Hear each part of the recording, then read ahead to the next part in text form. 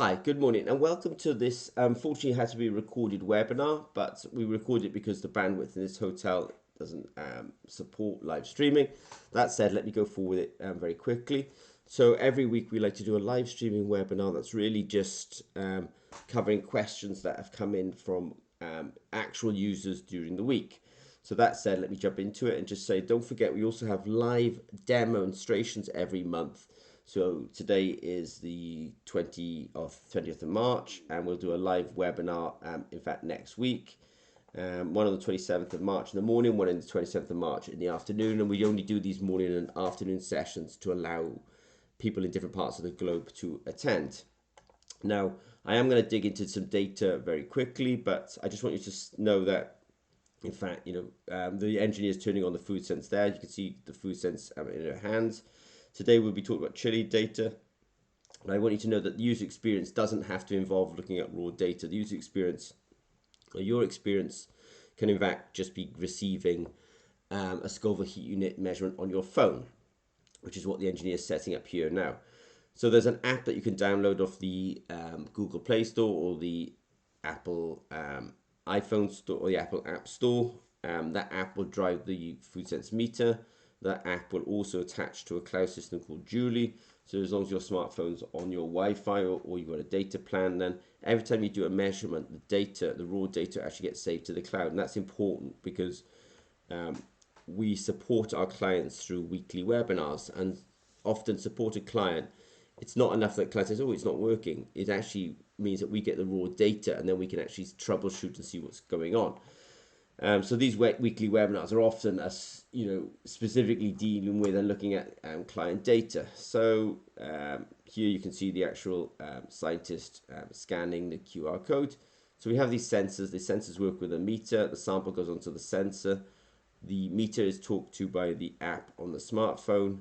The meter gives the data back to the app, and the app sends it to the cloud, and the result is shown on the phone of the user. So that you get Scoville heat unit on your phone, and I can still see the engineer going through the setting up here in that little video there. But so that gives you a certain speed and certainty. By speed and certainty, I mean you were able to get the result there and then, and the certainty is that you actually went through the sequence of events to get you that result. So often when you actually send out for third-party analysis, you have really you trust, but when the number comes back and it's not what you expect. In fact, you don't have that certainty. With this, you actually get a good transparency, because if there's ever a question about what the Scoville heat unit was for that sample, we can look at the raw data, and when you look at the raw data in context of other sources or every chili powders, then you can kind of say, yeah, that is hotter than that, or that is milder than that. So there's a good transparency to our system, and also then it allows you to choose to share it with something like ZP, so that actually we can advise you on the data as well, which is what this webinar is about this week, is advising a client. It's got full cloud connectivity as well, so it'll attach to other cloud systems called laboratory information management systems.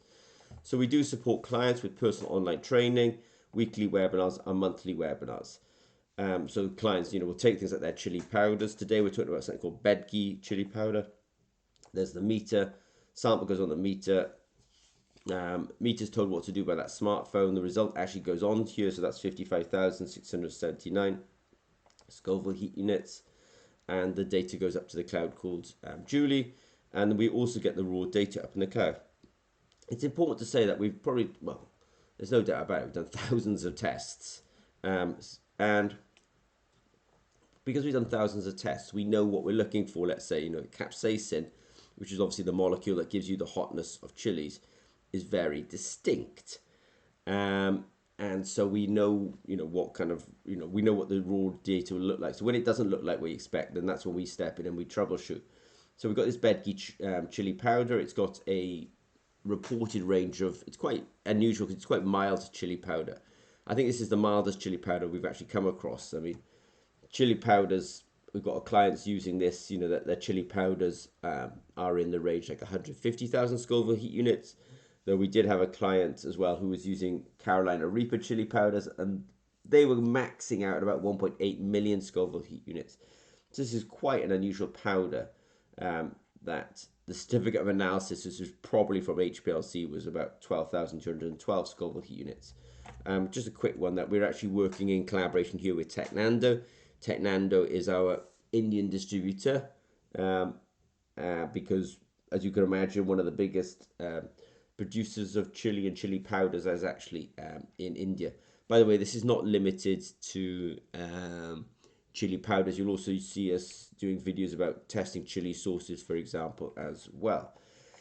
So the Bedgi Chilli Powder was unusual when we looked at the raw data. We were only doing because it was mild, we were doing what we call a 1 in 10 dilution. And we knew what we were expecting. So, we have a kind of certain expectation about peaks and stuff, but it was all pretty, the features were, the background signal was high and the signal that we really wanted was actually quite low. So it was quite unusual. So we had to take a sort of slightly deeper look at this. It was unusual as well because even in just its handling, it didn't handle like other chili powders. So we kind of came out, we've been looking at this and we kind of realized that this chili powder, this Bedgi chili powder, I don't know if this is universally applicable, but this particular batch, we got the powder, but it's oily. It's not so, with this kind of oil, I think there's a thin film of oil actually on the powder, and it's not necessarily super apparent to the user, but there's an oil there. So when it goes to, when this chili sample goes onto the chili sensor, it puts a thin film of oil actually on our sensor. So we're trying to measure capsaicin, but there's actually this thin film of oil. And that oil as well is also very good at solubilizing the capsaicin. So the capsaicin tends to be in, I want to call them micelles. These are little oil droplets, but the oil likes to be in. So it's basically messing up our signal a little bit.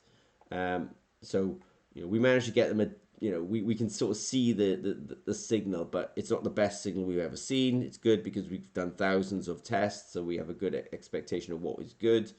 But we were able to actually solve it and get a decent signal out of it. It's quite clear now, this capsaicin peak that we were kind of looking for.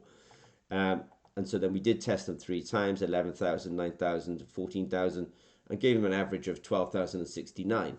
And in the context, and I say we did the data analysis, Technando did the work itself, and within the context of their expectations, they were really happy with that. So just know that everyone gets personalized online training. We do weekly webinars where we will actually do, this kind of personal support like I'm reporting today.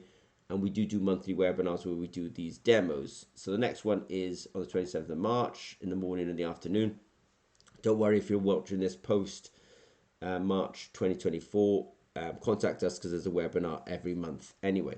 So thank you. Any links that you see will be put underneath the video. And if you have any questions, don't hesitate to reach out to us. Okay, thanks very much.